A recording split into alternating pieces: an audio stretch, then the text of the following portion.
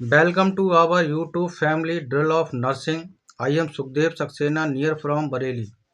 आप सभी का इस समय नर्सिंग कर रहे सभी स्टूडेंट्स का स्वागत करता हूं तथा मैं बताना चाहता हूं कि जनरल इंग्लिश की कितनी इम्पोर्टेंस है। चाहे कोई सा भी कंपटीशन हो, जीडी बेस हो या फिर एसएससी या फिर किसी एंट्रेंस को फाइट करना हो, हर जगह अंग्रेजी की विशेष उपयोगिता है। चलो हम आज बेसिक रूल से अपनी क्लास स्टार्ट करते हैं। आज हम इजी वे में कुछ सामान्य से रूल्स सीखते हैं। सबसे पहले हम जनरल इंग्लिश की क्लास को स्टार्ट करते हैं, जिसका पहला पार्ट्स ऑफ स्पीच से है।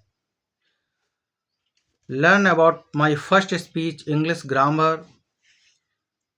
B now about parts of speech and kind. हम जानेंगे कि पार्ट्स ऑफ स्पीच क्या है, इसे क्या कहते हैं। पार्ट्स ऑफ स्पीच का अर्थ होता है शब्द भेद। तो there are 8 types of parts of speech. ये 8 प्रकार के होते हैं, जिनमें पहला नाउन को हम संज्ञा कहते हैं। प्रोनाउन, इसको हम सर्वनाम कहते हैं। वर्ब को हम क्रिया कहते हैं। एडवर्ब को हम क्रिया विशेषण कहते हैं। एडजेक्टिव को हम विशेषण कहते हैं। प्रीपोजिशन, जिसका अर्थ होता है संबंध सूचक अव्यय। कंजक्शन, संयोजन। इंट्रोजेक्शन, विस्मयादि बोधक। ये हमारे 8 पार्ट्स ऑफ स्पीच हैं। अगर हम इनको डिटेल में सीखते हैं तो हमारी इंग्लिश में बहुत अधिक इम्पोर्टेंस बढ़ जाएगी। तो पहले हम इनको एक एक करके प्रयास ये करेंगे, ये क्या है, इनकी डेफिनेशन क्या है। सबसे पहले हम नाउन से स्टार्ट करते हैं। नाउन क्या है?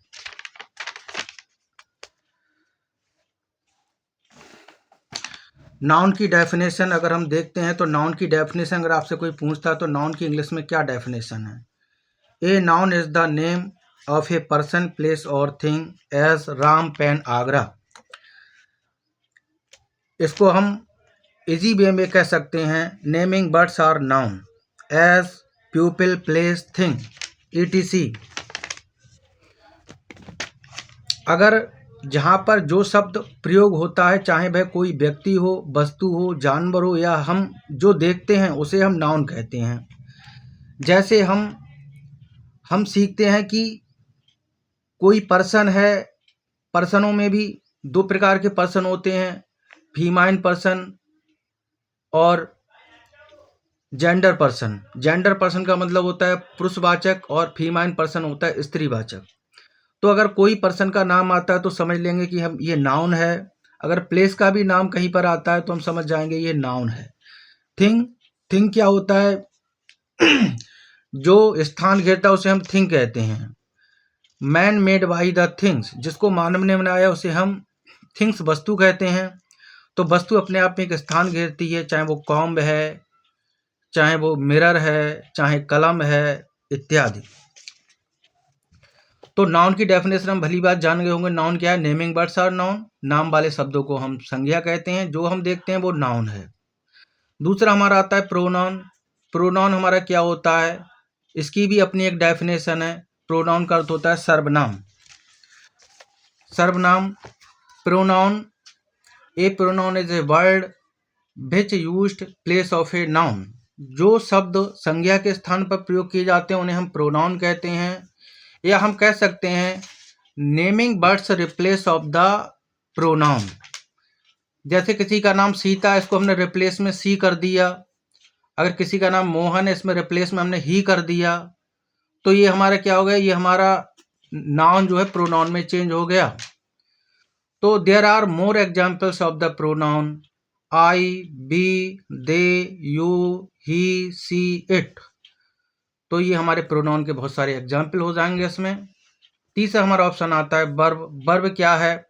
वैसे देखा जाए तो वर्बों के 4 प्रकार हैं, transitive verb, intransitive verb, linking verb और ऑक्सिलरी वर्ब। मगर अभी हम डिटेल में नहीं जाएंगे, बल्कि हम शॉर्ट वे में समझेंगे वर्ब क्या है। वर्ब मतलब अगर हम सीधे स्पष्ट कहते हैं तो वर्ब का मतलब होता है क्रिया, जिसमें किसी कार्य का करना या होना पाया जाता है, उसे हम वर्ब कहते हैं, क्रिया।